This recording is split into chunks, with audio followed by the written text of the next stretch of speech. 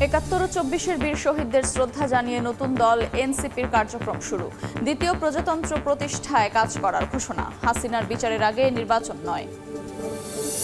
দুইটা বই পেয়েছি, একটা হলো বাংলা, একটা হলো ইংলিশ। পিডিএফ থেকে দেখা অত ইজি থাকে না সবার জন্য। 8 এবং ক্লাস 9-এর খুব বেশি ক্ষতি হবে। 2 মাস পরও অনেক শিক্ষার্থীর হাতেই 2-1টি বই। জোড়াতালি দিয়ে চলছে পড়াশোনা। বাধাই মেশিনের সংকট বলছে এনসিটিপি। টেন্ডারের দেরিকে দুষছে মুদ্রণ সমিতি।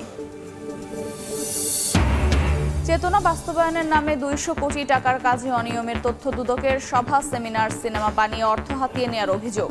মুক্তিযুদ্ধ মন্ত্রণালয়ের সব প্রকল্প স্থগিত। চীন মার্কিন বাণিজ্য যুদ্ধের সুযোগ নিতে মরিয়া বাংলাদেশ। 7 মাসে অপ্রচলিত বাজারে পোশাক রপ্তানিতে রেকর্ড। প্রতিযোগিতায় টিকতে জ্বালানি সংকট কাটানোর তাগিদ। এবং গঙ্গার পানি চুক্তি পর্যালোচনায় কলকাতায় বাংলাদেশের প্রতিনিধি দল। বৈঠকের আগে ফারাক্কা ব্যারেজ পরিদর্শন। অভিন্ন নদীর পানির ন্যায্য হিস্সার দাবি জানাবে ঢাকা।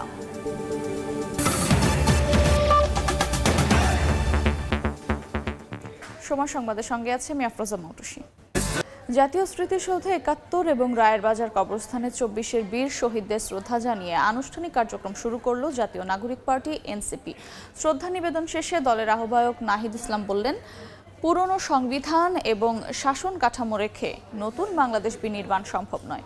দ্বিতীয় প্রজাতন্ত্র গড়তে গণপরিষদ নির্বাচন ও নতুন সংবিধান প্রয়োজন। নতুন দলটি নেতারা বলেন, শেখ হাসিনার বিচারের আগে নির্বাচন প্রসঙ্গ সামনে আসতে পারে না। ভোরের আলো ফোটার সঙ্গে সঙ্গে সাভারে জাতীয় স্মৃতিসৌধে জড়ো হতে থাকেন জুলাই গণ অভ্যুত্থানের রাজপথে থাকা ছাত্র জনতা। রাজধানী সাভার, আশুলিয়া সহ আশপাশের এলাকা থেকে খণ্ড খণ্ড মিছিল নিয়ে যোগ দেন সমর্থকরা।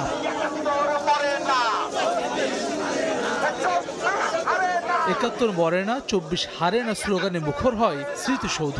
সকাল ৮টায় নেতাকর্মীদের সঙ্গে নিয়ে শ্রদ্ধা নিবেদন করেন তথ্য উপদেষ্টার দায়িত্ব ছেড়ে নবগঠিত জাতীয় নাগরিক পার্টির আহ্বায়কের দায়িত্ব নেওয়া নাহিদ ইসলাম, সদস্য সচিব আখতার হোসেন, মুখ্য সংগঠক সার্জিস আলম, হাসনাত আবদুল্লাহ সহ কমিটির সদস্যরা। নেতারা বলেন, ৫৪ বছরেও অধরা থাকা স্বাধীনতার মূল মন্ত্র বাস্তবায়নে অঙ্গীকারাবদ্ধ এনসিপি। স্বাধীনতার যে মূল মন্ত্র ছিল সাম্য, মানবিক মর্যাদা এবং সামাজিক সুবিচারের বাংলাদেশ, ৫৪ বছর ধরে তা অধরা থেকে গেছে। আমরা পুরো বাংলাদেশকে বলতে চাই, পুরো বিশ্ববাসীকে বলতে চাই, বাংলাদেশের জনগণ, মাটি এবং মানুষের যারা রয়েছেন পুরো আকাশের মধ্যে ইনকিলাব জিন্দাবাদ লিখে দেবে ইনশাআল্লাহ। দলের আহ্বায়ক নাহিদ ইসলাম বলেন, পুরনো সংবিধান এবং শাসন কাঠামো রেখে নতুন বাংলাদেশ বিনির্মাণ সম্ভব নয়। নতুন প্রজাতন্ত্র গড়তে গণপরিষদ নির্বাচন এবং নতুন সংবিধান প্রয়োজন। পুরনো সংবিধান এবং পুরনো শাসন কাঠামো রেখে একটি নতুন বাংলাদেশ বিনির্মাণ সম্ভব নয়। আমরা একটি গণতান্ত্রিক সংবিধান গড়ে তুলতে পারিনি। একটি একদলীয় সংবিধানের মাধ্যমে ফ্যাসিজম এবং একদলীয় স্বৈরতন্ত্রের বীজ বপন করা হয়েছিল। ফলে আমরা বলেছি যে একটি নতুন প্রজাতন্ত্র আমাদের গড়তে হবে এবং তার জন্য একটি নতুন সংবিধান এবং গণপরিষদ নির্বাচনের প্রয়োজন। পরে নবগঠিত দলের নেতাদের শুভেচ্ছা জানান সাভারের ছাত্র জনতা। ২৪শে গণ অভ্যুত্থানের নেতৃত্ব দেওয়া শিক্ষার্থীদের নতুন রাজনৈতিক দলের কর্মসূচি শুরু হলো ৭১-এর বীর শহীদদের প্রতি শ্রদ্ধা জানিয়ে, যেখানে উপস্থিত ২৪-এর গণ অভ্যুত্থানের রাজপথে থাকা ছাত্র জনতাও। তাদের প্রত্যাশা, ৭১-এর চেতনা এবং ২৪-এর আকাঙ্ক্ষা পূরণে কাজ করবে নতুন এই রাজনৈতিক দল। পরে স্মৃতিসৌধ থেকে রায়েরবাজার কবরস্থানে গিয়ে জুলাই গণ অভ্যুত্থানের শহীদদের কবর জিয়ারত করেন এনসিপি নেতারা। বলেন, শেখ হাসিনার এমন দৃষ্টান্তমূলক শাস্তি হওয়া উচিত যাতে কেউ আর ফ্যাসিস্ট হয়ে না উঠতে পারে। বিচারের আগে নির্বাচন প্রসঙ্গ সামনে আসতে পারে না বলেও জানান নেতারা। যতদিন না আমরা খুনি হাসিনাকে ওই ফাঁসির মঞ্চে না দেখছি, এই বাংলাদেশে কেউ যেন ভুল ক্রমেও ওই নির্বাচনের কথা না বলে। ল স্পেশালিস্ট রয়েছেন, তাদের বিশেষভাবে কোনো এই ট্রাইব্যুনাল সংখ্যা বাড়ানোর মধ্য দিয়েও যদি এইটাকে বিশেষ গুরুত্ব দিয়ে এই জুলাই গণ অভ্যুত্থানের বিচারটা দ্রুততম সময়ের মধ্যে করতে হবে। কোনো স্বৈরাচারী, কোনো জালেম যাতে এই ধরনের কার্যক্রম করার আগে, গণহত্যা করার আগে একবার ভেবে নেয়, এরকম কঠোরতম বিচার হওয়া উচিত। এই বিচার নিদর্শন হিসেবে থাকা উচিত পুরো পৃথিবীর ইতিহাসে। এনসিপি নেতারা জানান, দেশব্যাপী সংগঠন বিস্তৃত করতে নানা কর্মসূচি নিয়ে মাঠে থাকবে নবগঠিত রাজনৈতিক দলটি। হাসান ওয়ালি, সময় সংবাদ, ঢাকা। গুলশানে গুম সংক্রান্ত কমিশন অফ ইনকোয়ারির কার্যক্রম নিয়ে সংবাদ সম্মেলনে বক্তব্য রাখছেন কমিশনের সভাপতি বিচারপতি মঈনুল ইসলাম চৌধুরী। সরাসরি যাচ্ছি সেখানে। আসলে সেই বদনাম গুছবে এবং সেই সব বাহিনীর আপনার ভাবমূর্তি উজ্জ্বল হবে। কারণ এখন পর্যন্ত আইন শৃঙ্খলা বাহিনী কে বলতেছেন? আমি সিরাজুল ইসলাম বলছি। আচ্ছা বলেন। ঘুমের ঘটনা এখনো পর্যন্ত আইন শৃঙ্খলা বাহিনী কতজনকে আপনারা চিহ্নিত করেছেন? আইন শৃঙ্খলা এটা অনগোয়িং প্রসেস। আমরা বেশ কয়েকজনকে করছি না। আমরা এখন এক্সাক্ট ফিগারটা আমরা এখন বলতে চাচ্ছি না, বলবেন আমাদের রিপোর্টে আসবে এগুলো। But we have identified a good number of officers of the law enforcing agencies as well as intelligence agencies in the commission of enforced disappearances of victims. আমরা অনেককে আইডেন্টিফাই করতে পেরেছি। কথা বুঝছেন? ওগুলো আমাদের রিপোর্টে আসবে। এটা for the sake of enquiry এখন আমরা এক্সাক্ট নাম্বারটা বলতে চাচ্ছি না। বললাম যে সেকেন্ড ইন্টারভিউ রিপোর্ট দেবো in the month of May, আর ফাইনাল রিপোর্ট দেবো by the year end, by ডিসেম্বরে আমাদের কাজ শেষ হয়ে যাবে। আশা করা যায়। চেষ্টা করব। ইউজ করে না, মাইক ইউজ করে। বাহিনীর মধ্যে কতিপয় লোকজনের জন্য এই গুম সংক্রান্ত বিষয়গুলো ঘটেছে। একটা বাহিনীর ছত্রছায়া কি কতিপয় লোকজন এই কাজ করতে পারে? না, ওটা তো না, ওটা তো উপর থেকে বলা হয়েছে। ডেফিনেটলি এটা তো কমান্ড রেসপন্সিবিলিটি আছে। এবং আমরা আমাদের ফার্স্ট রিপোর্টে বলছি, মানে ইন্টারিম রিপোর্টে, যে ওইটা from the highest level of the then political government. এগুলো গুমের ঘটনা মোস্টলি হয়েছে as per the directive or at the behest of the highest level of be then political government. গুলশানে গুম সংক্রান্ত কমিশন অফ ইনকোয়ারির কার্যক্রম নিয়ে সংবাদ সম্মেলন চলছে। আমরা এতক্ষণ সরাসরি ছিলাম সেখানে। জুলাই শহীদ স্মৃতি ফাউন্ডেশনের উদ্যোগে চট্টগ্রাম জেলার আহতদের অর্থ সহায়তার চেক হস্তান্তর করা হচ্ছে। বিস্তারিত জানাতে এই মুহূর্তে চট্টগ্রাম শিল্পকলা একাডেমিতে আছেন রিপোর্টার শফিকুল আলম। সরাসরি যাচ্ছি তার কাছে। জুলাই শহীদ স্মৃতি ফাউন্ডেশনের উদ্যোগে চট্টগ্রামে জুলাই বিপ্লবে আহত 113 জনকে 1 লাখ টাকা করে চেক হস্তান্তর করা হচ্ছে। সেখানে উপস্থিত রয়েছেন চট্টগ্রামের জেলা প্রশাসক ফরিদা খানম এবং বিভাগীয় কমিশনার এবং জুলাই স্মৃতি ফাউন্ডেশনের সিইও অর্থাৎ মীর মাহবুবুর রহমান মুগদের ভাই মীর মাহবুবুর রহমান স্নিগ্ধ।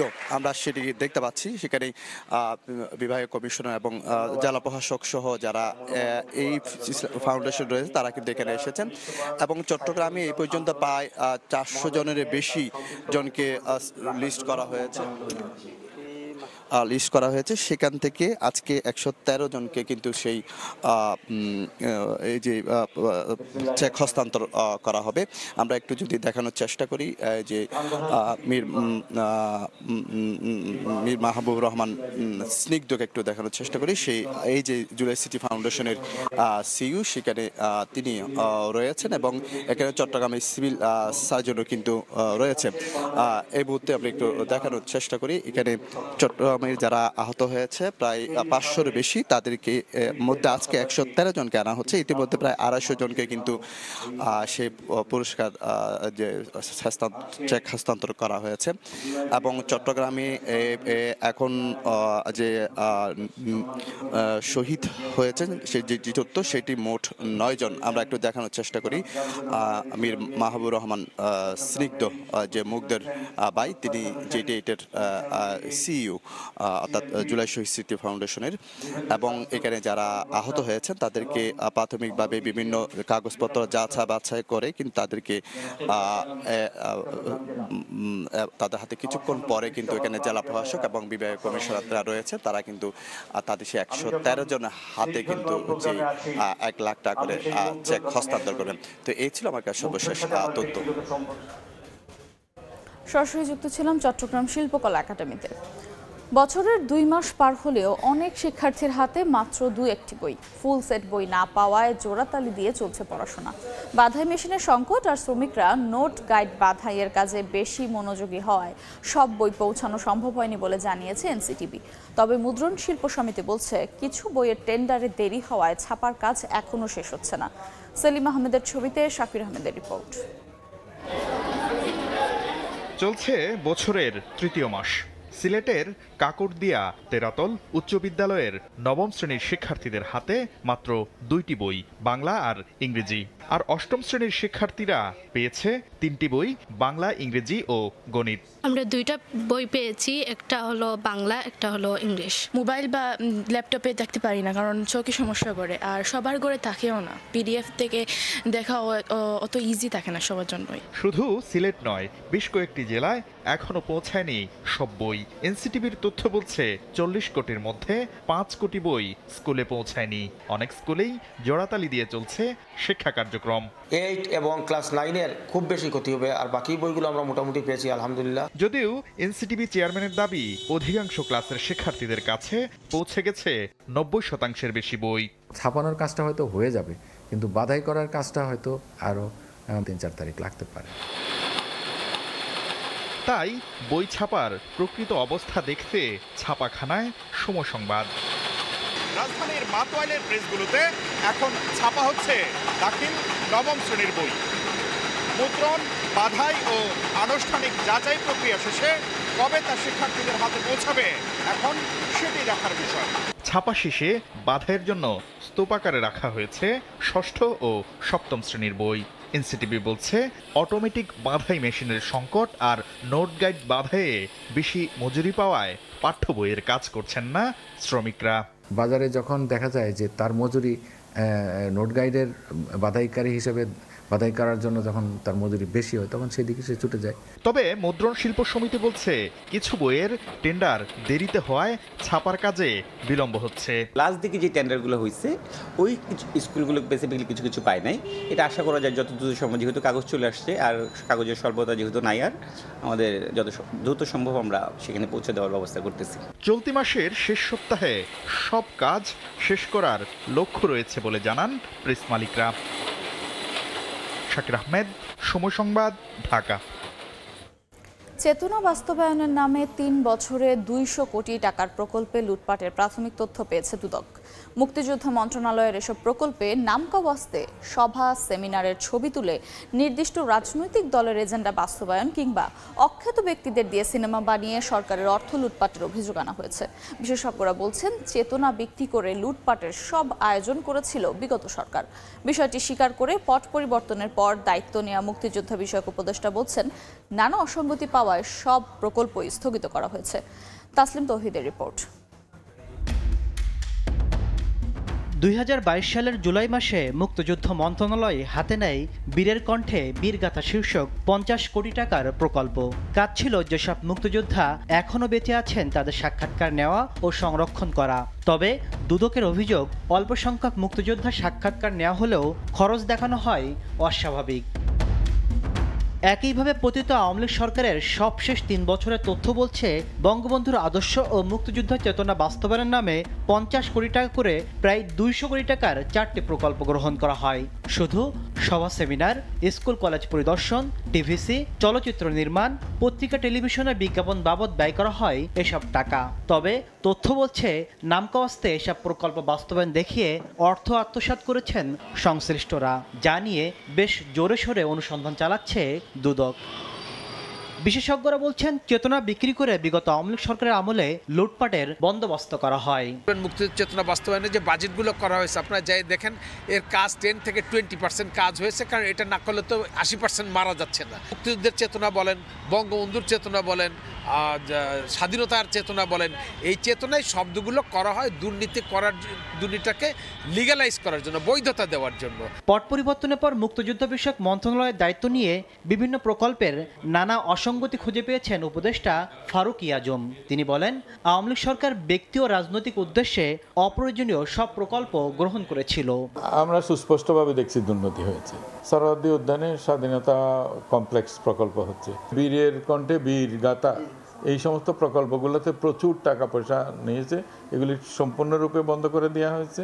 সার্বজনীন এবং সমস্ত মানুষকে রিলেট করে যে স্বাধীনতার যুদ্ধ এইখানে সংগঠিত হয়েছে, সেই ব্যাপকত্বে সব মানুষকে এখানে মূল্যায়ন করা হয় নাই। দুদকে আসা অভিযোগে জানা যায় গত 7 বছরে মুক্তিযুদ্ধ বিষয়ক মন্ত্রণালয় অন্তত 10টি প্রকল্প হাতে নিয়েছে, যা টাকার অঙ্কে 5,000 কোটি টাকারও বেশি। প্রতিটি প্রকল্পেই অসঙ্গতি খুঁজে দেখতে চায় দুর্নীতি দমন কমিশন।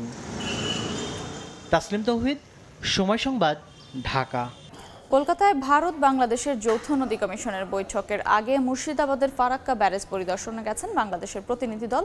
এই মুহূর্তে সেখানে আছেন সহকর্মী সুব্রত আচার্য, সরাসরি যাচ্ছি তার কাছে। দেখুন, সকালবেলা আমি যখন ছিলাম সেই জায়গাটি ছিল ভারতের দিকে, যে গঙ্গার পানি প্রবাহমান সেই ক্যানেলে দাঁড়িয়ে আমি আপনাদেরকে দেখিয়েছি। এই মুহূর্তে আমি রয়েছি যে দিক দিয়ে বাংলাদেশে গঙ্গার জল যায়, ঠিক সেখানটায় রয়েছে। আমি আমার সহকর্মীকে বলবো যে পুরো যে এই মুর্শিদাবাদের ফারাক্কার যে বাঁধ, এই বাঁধের এই গেটগুলো দিয়ে 109টি গেট দিয়ে কিন্তু চুক্তি অনুযায়ী বাংলাদেশের দিকে পানি যাচ্ছে। আর এই পানি প্রবাহ আপনারা জানেন যে 1996 সালে যে গঙ্গা চুক্তি হয়, সেই চুক্তি অনুযায়ী 70,000-এর বেশি কিউসেক জল যদি গঙ্গায় থাকে, তাহলে সেটি কিন্তু 34,500 কিউসেক জল বাংলাদেশে ছাড়তেই হবে, এবং বাকিটা ভারত নেবে। আপনি জানেন যে এই হিস্সা নিয়ে বারবারই বাংলাদেশের পক্ষ থেকে জল সঠিকভাবে না পাওয়ার অভিযোগ উঠেছে, এবং অনেক ক্ষেত্রে এবং এ নিয়ে আমরা দেখেছি জল কূটনীতির যে আলোচনা টেবিলও গরম হয়েছে। কিন্তু এবার কেন এই মুহূর্তে দাঁড়িয়ে এই যৌথ নদী কমিশনের এই 86তম বৈঠকটি গুরুত্বপূর্ণ? আপনারা জানেন যে আগামী বছর 12 ডিসেম্বর এই তিস্তার যে গঙ্গার পানি বন্টন চুক্তির যে 30 বছরের মেয়াদ, সেটি শেষ হতে চলেছে, এবং তারই আগে এই বাংলাদেশ থেকে 11 সদস্যের যে প্রতিনিধি দল, যারা এরই মধ্যেই গঙ্গার জল একটি প্রতিনিধি দল টেকনিক্যাল কমিটি ভারতের যে ন্যায্য জল যে ভগীরথীর দিকে যে ক্যানেল করা হয়েছে সেখানে তারা দেখছেন, এবং একটি দল আমরা দেখেছি যে যেটি গঙ্গা পদ্মা হয়ে মিলে যাচ্ছে সেখানে কিন্তু অবস্থান করছে। তো আজকে সারাদিনই কিন্তু এই জলের পরিমাপ সেগুলো মাপামাপির কাজ চলবে, এবং আমাদের নজর থাকবে সেই দিকে। তো এই ছিল আমার কাছে এই গঙ্গার জল বন্টন নিয়ে যে গুরুত্বপূর্ণ 86তম মিটিং এর আগে টেকনিক্যাল কমিটি যে সরজমিন পরিদর্শন করছেন মুর্শিদাবাদের ফারাক্কা, সে সংক্রান্ত আমার কাছে থাকা সবশেষ তথ্য। সরাসরি যুক্ত ছিল মুর্শিদাবাদের ফারাক্কা ব্যারেজে। এবার বাজারের খবর।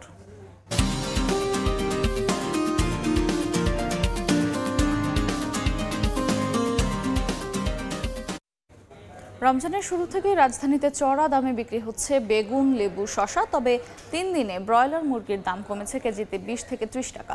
বাজার পরিস্থিতির খবর জানাতে এই মুহূর্তে কারওয়ান বাজার থেকে যুক্ত হচ্ছেন রিপোর্টার তাসনিয়া নিশাত পিম, যাচ্ছি তার কাছে।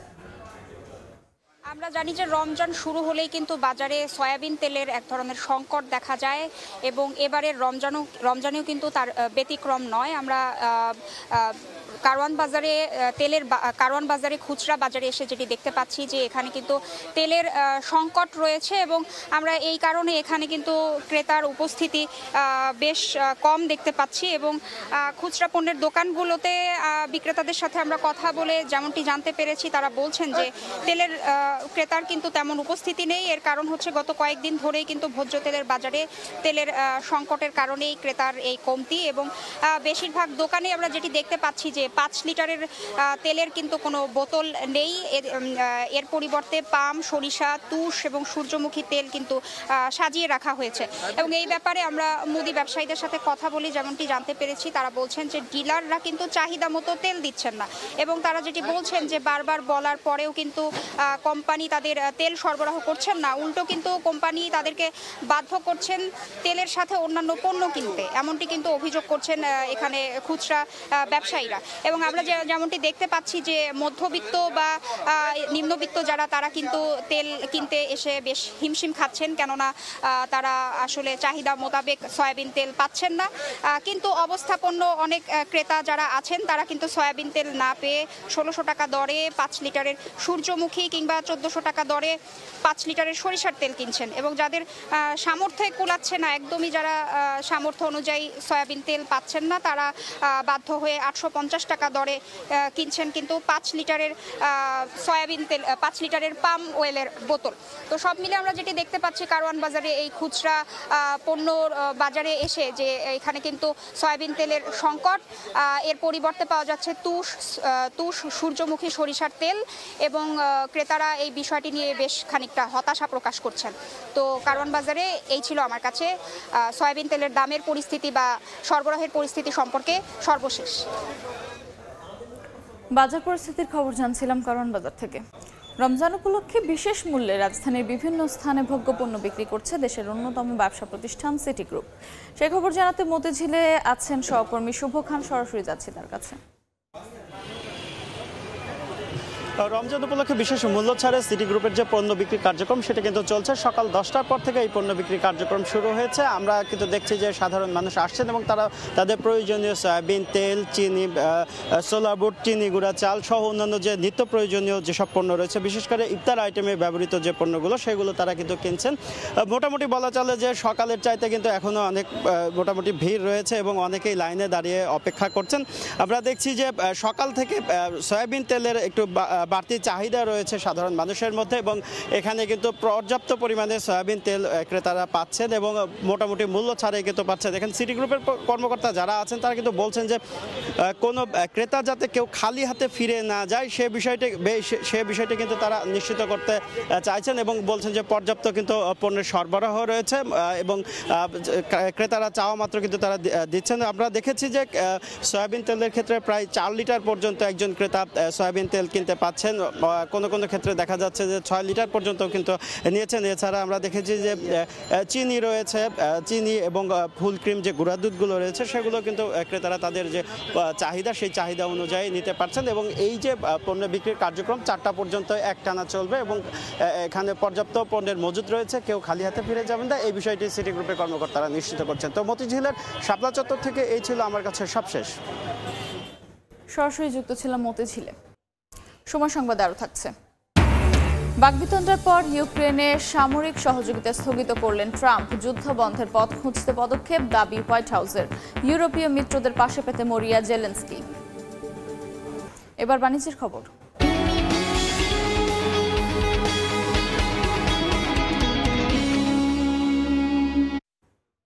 চীন মার্কিন অর্থনৈতিক বিরোধের সুবিধা নিয়ে পোশাক রফতানির নতুন বাজার ধরতে মরিয়া বাংলাদেশের গার্মেন্টস ব্যবসায়ীরা। চলতি অর্থ বছরের 7 মাসে অপ্রচলিত বাজারে পোশাক রফতানির রেকর্ড ছাড়িয়েছে। ইউরোপীয় ইউনিয়নের 27টি দেশে যেমন 14% প্রবৃদ্ধি নিয়ে $12 বিলিয়ন পণ্য রফতানি করেছে, তেমনি 16% প্রবৃদ্ধি নিয়ে যুক্তরাষ্ট্রে রফতানি হয়েছে $4.5 বিলিয়ন তৈরি পোশাক। শাখাউত্তিপুর ক্যামেরায় কমলদের রিপোর্ট। বিজিএমই এর সবশেষ তথ্য অনুযায়ী 2024-25 অর্থ বছরের জানুয়ারি পর্যন্ত ইউরোপীয় ইউনিয়নভুক্ত 27টি দেশে $11.81 বিলিয়ন মার্কিন ডলার, যুক্তরাষ্ট্রে 16.45% প্রবৃদ্ধি হিসেবে $4.47 বিলিয়ন মার্কিন ডলার, কানাডায় 15.29% হিসেবে $750 বিলিয়ন মার্কিন ডলার এবং যুক্তরাজ্যে 4.55% প্রবৃদ্ধি হিসেবে $2.55 বিলিয়ন মার্কিন ডলারের পণ্য রফতানি হয়েছে। আমাদের কম্পিটিটর দেশগুলো যেগুলো আছে তাদের তুলনায় কিন্তু আমরা অনেক পিছিয়ে আছি। যুক্তরাজ্য, যুক্তরাষ্ট্র এবং কানাডার মতো প্রচলিত দেশগুলোর পাশাপাশি আগে তেমন পোশাক রপ্তানি হতো না এমন অপ্রচলিত দেশও রেকর্ড রপ্তানি করেছেন বাংলাদেশের গার্মেন্টস ব্যবসায়ীরা। এই বাজারগুলোতে কিন্তু আমরা যেহেতু একবার বিজনেস শুরু হয়ে গেছে এবং সেটা বাংলাদেশের ম্যানুফ্যাকচারারদের, এন্টারপ্রেনারদের যোগ্যতার কারণেই বিজনেসটা গ্রো করছি। চীনের সঙ্গে যুক্তরাষ্ট্রের শুল্ক বিরোধ, একই সঙ্গে দক্ষিণ আমেরিকার দেশগুলোর ট্যারিফ নিয়ে ট্রাম্প প্রশাসনের টানাপোড়েনে বাংলাদেশের তৈরি পোশাক খাতকে আলোর মুখ দেখাচ্ছে বলে মনে করছেন শীর্ষ ব্যবসায়ীরা। কম্পিটিটিভনেসটা আমরা যেভাবে ধরে রাখছিলাম এতদিন ধরে, সেটাকে ধরে রাখাটা অব্যাহত রাখতে পারি, তাইলে কিন্তু আমাদের যে নতুন যে একটা সম্ভাবনা সৃষ্টি হয়েছে সেই সম্ভাবনা আমরা কাজে লাগাতে পারবো। জানুয়ারি পর্যন্ত গত 7 মাসে বাংলাদেশ থেকে 23.55 বিলিয়ন মার্কিন ডলারের তৈরি পোশাক রফতানি হয়েছে। অথচ আগের 2023-24 অর্থ বছরের এই সময়ে রফতানি হয়েছিল 21 বিলিয়ন মার্কিন ডলার। ইউরোপীয় ইউনিয়নের নতুন নতুন যে বাজার সৃষ্টি হচ্ছে তা যেমন ধরে রাখতে হবে, ঠিক তেমনি পুরাতন বাজার হিসেবে স্বীকৃত ইউরোপ, আমেরিকা, কানাডার বাজারও প্রবৃদ্ধি বাড়াতে হবে গার্মেন্টস শিল্পের সুরক্ষার জন্য, এমনটি বলছেন গার্মেন্টস ব্যবসায়ীরা। কমল দে, সময় সংবাদ, চট্টগ্রাম। গাজীপুরে অটোরিকশা চালকের মৃত্যুর প্রতিবাদে ঢাকা ময়মনসিংহ মহাসড়ক অবরোধ করে বিক্ষোভ করেছেন স্বজন ও স্থানীয়রা। তাদের অভিযোগ, কথা কাটাকাটির জেরে হত্যার পর মরদেহ ফেলে দেয় তাকুয়া পরিবহনের চালক। এ ঘটনায় মামলা নিতে পুলিশের বিরুদ্ধে গড়িমসির অভিযোগ তুলেছেন নিহত স্বজনরা। অভিযুক্তদের বিচার ও তাকুয়া পরিবহন বন্ধের দাবিতে মহাসড়কে অবস্থান নেন তারা। এতে অন্তত 5 কিলোমিটার যানজট তৈরি হয়। পরে সেনাবাহিনীর সহায়তায় 4 ঘন্টা পর যান চলাচল স্বাভাবিক হয়। গতকাল বিকেলে গড়গড়িয়া মাস্টার বাড়ি বাজার থেকে অটোরিকশা চালক লিটন মিয়ার মরদেহ উদ্ধার করেন স্থানীয়রা। এবার ইউক্রেনের সামরিক সহযোগিতা স্থগিত করলেন মার্কিন প্রেসিডেন্ট ডোনাল্ড ট্রাম্প। ওভাল অফিসে ট্রাম্প জেলেন্সকির মধ্যে তীব্র বাকবিতণ্ডার পর সোমবার এই ঘোষণা দেয় হোয়াইট হাউস। ট্রাম্পের এই পদক্ষেপের তীব্র সমালোচনা করেছেন ডেমোক্র্যাট নেতারা। তাদের দাবি, এ ধরনের পদক্ষেপ দীর্ঘমেয়াদে যুক্তরাষ্ট্রের জন্য ক্ষতিকর প্রমাণিত হবে। তবে মার্কিন পররাষ্ট্রমন্ত্রী মার্কো রুবিওর দাবি, রাশিয়াকে আলোচনার টেবিলে আনতেই ট্রাম্প এই পদক্ষেপ নিয়েছেন। এদিকে ইউক্রেনের প্রেসিডেন্ট ভলোদিমির জেলেন্সকি বলেছেন, যুক্তরাষ্ট্র এবং ইউরোপীয় মিত্রদের সহযোগিতায় শান্তি প্রতিষ্ঠার পথ খুঁজছেন তিনি। এ পর্যায়ে শীর্ষ সংবাদগুলো জানিয়ে দিচ্ছে আরেকবার। ৭১ ও ২৪-এর বীর শহীদদের শ্রদ্ধা জানিয়ে নতুন দল এনসিপির কার্যক্রম শুরু। দ্বিতীয় প্রজাতন্ত্র প্রতিষ্ঠায় কাজ করার ঘোষণা, হাসিনার বিচারের আগে নির্বাচন নয়। এবং 2 মাস পরও অনেক শিক্ষার্থীর হাতেই 2-1টি বই, জোড়াতালি দিয়ে চলছে পড়াশোনা। বাধাই মেশিনের সংকট বলছে এনসিটিবি, টেন্ডারের দেরিকেই দুষছে মুদ্রণ সমিতি।